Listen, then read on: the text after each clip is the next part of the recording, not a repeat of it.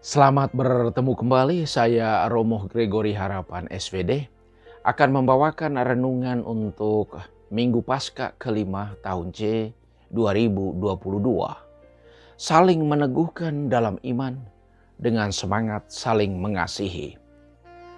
Pewartaan kabar gembira tentang Yesus yang bangkit dari alam maut dijalankan oleh Paulus dan Barnabas dengan semangat yang tinggi.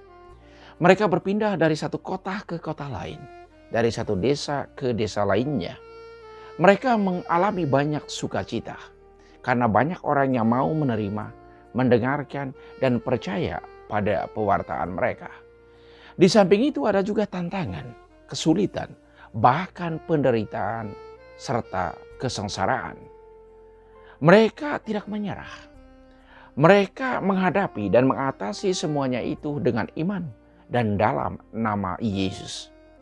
Pengalaman-pengalaman itu membuat mereka menjadi semakin percaya dan mengalami lebih banyak lagi kasih karunia, berkat, dan rahmat Allah.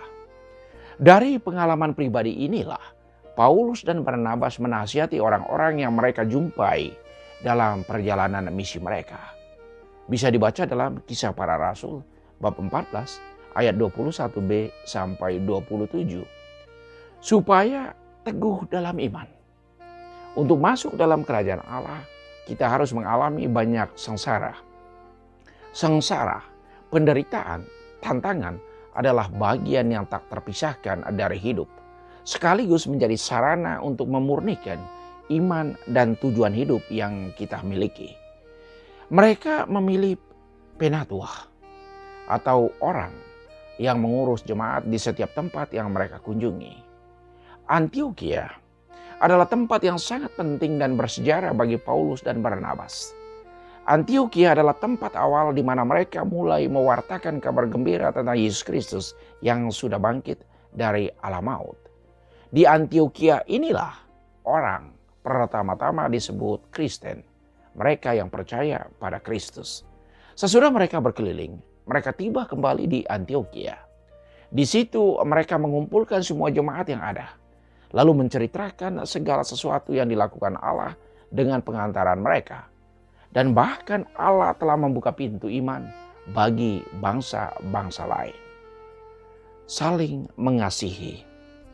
Ini adalah perintah baru yang diberikan Yesus kepada para muridnya untuk menggantikan perintah lama, gigi ganti gigi, mata ganti mata dari hukum Taurat. Saling mengasihi tanpa syarat.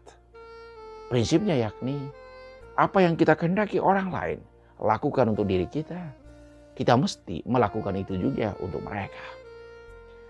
Saling mengasihi tanpa syarat. Dalam kenyataannya manusia membuatnya bersyarat. Saya mengasihi kamu kalau kamu mengasihi saya. Belajar mengasihi harus dimulai dari rumah, dari keluarga. Keluarga adalah sekolah pertama untuk belajar mencintai.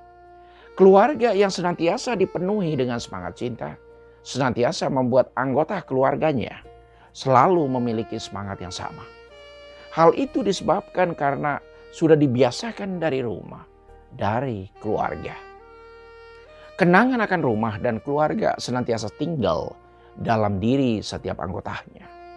Keluarga adalah tempat yang tak tergantikan untuk orang yang mengalami kasih sayang, saling pengertian, saling mencintai, saling memaafkan. Kalau keluarga bisa menghidupi nilai-nilai ini, maka orang yang datang dari suasana keluarga seperti itu adalah orang yang terberkati. Karena ia memiliki kekayaan yang tidak pernah akan hilang. Malah ia senantiasa bertambah. Semakin kita membaginya, ia menjadi semakin banyak, bukannya berkurang. Ada seorang gadis remaja yang sangat kagum dengan kecantikan ibunya. Ia ingin tahu apa rahasia kecantikan ibunya yang tidak pernah pudar, bahkan semakin cantik dari hari ke hari. Suatu pagi ia bertanya kepada ibunya, "Ibu selalu terlihat cantik, sungguh menarik. Aku ingin seperti ibu. Tolong bu, beritahu caranya." Dengan senyum haru dan tatapan lembut, ibunya menjawab, "Untuk bibir yang menarik, ucapkanlah perkataan yang baik benar, dan positif kepada orang lain. Untuk pipi yang lesung, tebarkanlah senyum yang ikhlas kepada siapapun. Senyum itu adalah obat mujarab.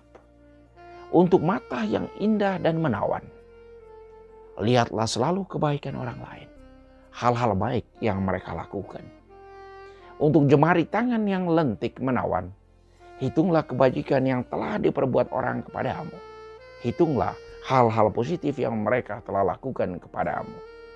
Untuk wajah putih bercahaya, bersihkanlah kotoran batin, benci, iri, cemburu, memburukkan orang lain, penyebar hoax, dan semua hal kotor lainnya.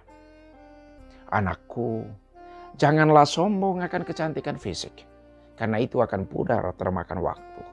Sedangkan kecantikan perilaku tidak akan pernah pudar walau oleh kematian sekalipun. Insaflah anakku, hidup ini hanya sementara saja. Jangan buat orang lain susah, karena doa orang yang disusahkan selalu akan menjadi kenyataan. Apa yang kamu kehendaki orang lain lakukan untukmu, lakukan itu juga untuk mereka. Biasakan untuk selalu mengucapkan 4 kata ini. Terima kasih dikala kamu menerima sesuatu dari orang lain. Tolong jika kamu membutuhkan bantuan dari sesamamu. Permisi dan maaf jika kita melakukan sesuatu yang salah atau ingin membutuhkan sesuatu dari yang lain. Jika kamu benar, maka kamu tidak perlu marah. Jika kamu salah, maka kamu wajib minta maaf. Kesabaran dengan keluarga adalah kasih. Kesabaran dengan orang lain adalah hormat, respek. Kesabaran dengan diri sendiri adalah keyakinan. Kesabaran dengan Tuhan adalah iman yang tulus dan ikhlas. Jangan terlalu mengingat masa lalu, karena itu akan membawa air mata. Jangan terlalu mencemaskan masa depan, karena hal itu akan membawa ketakutan. Jalankan hidup ini dengan senyuman, karena hal itu membawa keceriaan. Setiap ujian dalam hidup ini bisa membuatmu pedih atau lebih baik. Setiap masalah yang timbul bisa menguatkan atau menghancurkan. Pilihan ada pada tanganmu. Apakah kamu akan memilih menjadi korban atau pemenang? Carilah hati yang indah dan bukan wajah yang cantik. Hal-hal yang indah tidak selalu baik, tetapi hal-hal yang baik selalu indah. Semoga Tuhan memberkatimu.